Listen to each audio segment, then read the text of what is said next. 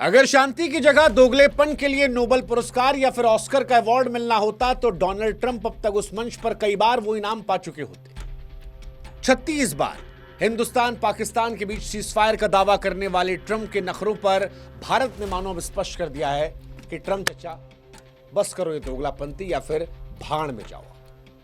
सच कहें तो बड़ा जरूरी था, क्योंकि भारत पाकिस्तान युद्ध के बाद जिस तरह से भारत के सम्मान को ट्रंप भारत की मजबूरी समझ रहे थे, जिस तरह से भारत को वो बेइज्जत करने का कोई मौका नहीं छोड़ रहे थे, भारत पर टैक्स का बोझ लाद रहे थे, नोबेल प्राइज की खींच दुनिया के सामने जता रहे थे, भारत ने अब स्पष्ट कर दिया कि नहीं चलेगा।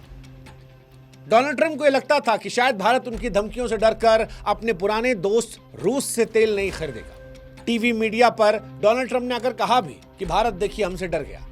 लेकिन 4 अगस्त को जब भारत ने उनकी धमकियों को अपनी चप्पल की नोक पर रखा और बताया कि रूस से हम तेल खरीद रहे हैं, तो ट्रंप की हवा निकल गई। हालांकि ट्रंप ठहरे ट्रंप, मानो जैसे कोई शिकारी रातों रात पशु प्रेमी बन जाए, वैसे ही ट्रंप ने अपनी स्ट्रेटजी बदली और मानवता का ढोंग रचने लगे। यूक्रेन में हो रही मौतों के लिए भारत को जिम्मेदार ठहराने लगे।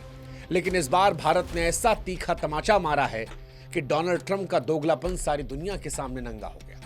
भारत ने मानो स्पष्ट शब्दों में कह दिया कि सुनो ट्रंप, ये दोगलेपन की नौटंकी कहीं और कर लेना यार। हम न तुम्हारी धमकियों से डरते हैं और न तुम्हारी नैतिकता के ढोंग में फंसने वाले हैं। और सच कहें तो भारत का जवाब सिर्फ एक जवाब नहीं था, एक संदेश था। ये दोगलापंती नहीं चलेगी कि दूसरों को नैतिकता सिखाओ और खुद रशिया से सौदा करते जाओ। अब भारत ब्लैकमेल नहीं होगा।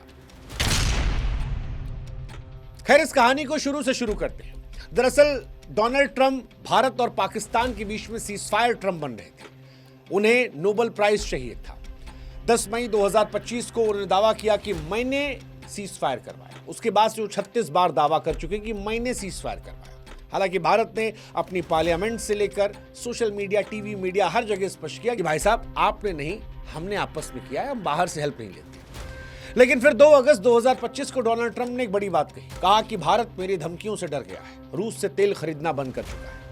ये कुछ वैसा ही था जैसे किसी जंगल में किसी राजा को लगता हो कि हर आदमी हमारी बात मानेगा। लेकिन 4 अगस्त को जब ये सच सामने आया कि भारत ने तेल खरीदना नहीं बंद किया है, तो डोनाल्ड ट्रंप बौखला गए। मानवता वाली कहानी लगा दी। कहा कि यूक्रेन में जो मौत हो रही है उसके लिए भारत जिम्मेदार है, क्योंकि भारत रशिया से तेल खरीदता है।